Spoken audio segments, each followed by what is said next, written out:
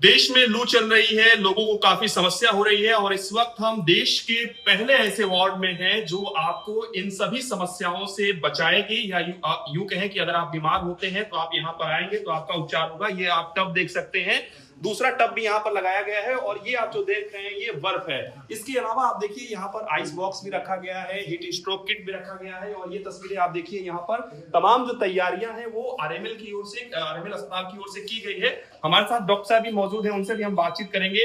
क्योंकि लगातार समस्याएं आ रही है, कई जगहों पर ऐसी भी खबर आ रही है कि गर्मी की वजह से लोगों की मृत्यु भी हो जा रही है। यहाँ पर काफी व्यवस्थाएं की गई है।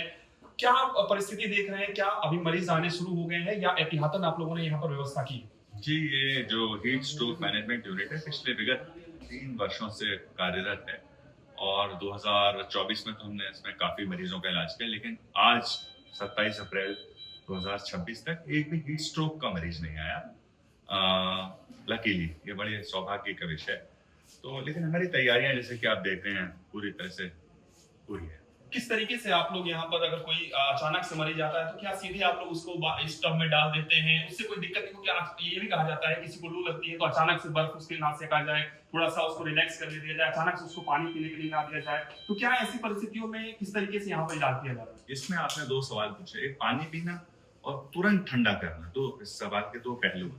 पहली बात मैं विशेष तौर पर बताना चाहूँगा, कोई भी व्यक्ति जो मूर्छित है, और लू लगने के अक्सर मरीज मूर्छित हो जाते हैं, वो अपने होश हवास खो देते हैं। मूर्छित अवस्था में किसी वजह से भी कोई व्यक्ति मूर्छित हो, उस वक्त में पानी पिलाना सबसे ज्यादा प्राण घातक सिद्ध होता।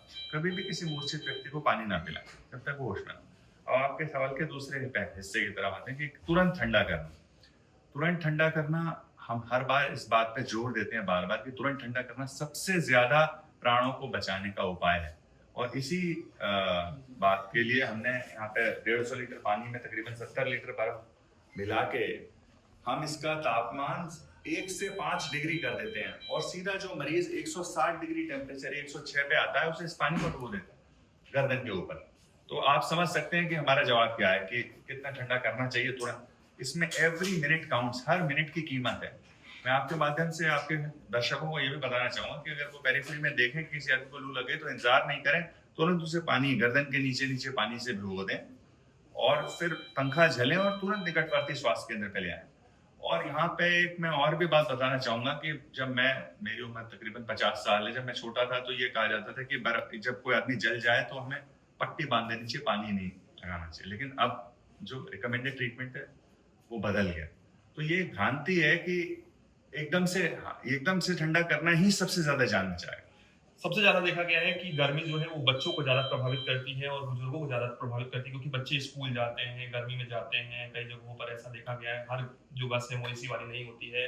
तो ऐसे में माता पिता को क्या प्रिकॉशन देंगे कि वो बच्चों को किस तरीके से एहतियातन तैयार रखे ताकि वो लू से और गर्मी से बच पाए? अच्छा सवाल। देखिए, पहले तो ये कि इस वेदर में, इस मौसम में अक्सर करके जो राज्य सरकारें होती हैं सारे देश में स्कूल बंद कर देते हैं, जो कि बड़ी अच्छी कदम।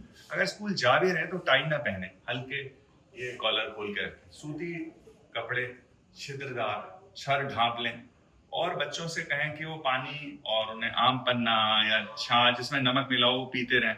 और एक और बहुत महत्वपूर्ण उपाय है, एक चार्ट होता है जिसमें पेशाब के रंग के अलग अलग रंग होते हैं, वो हर यूरिनल पे चिपका देना चाहिए।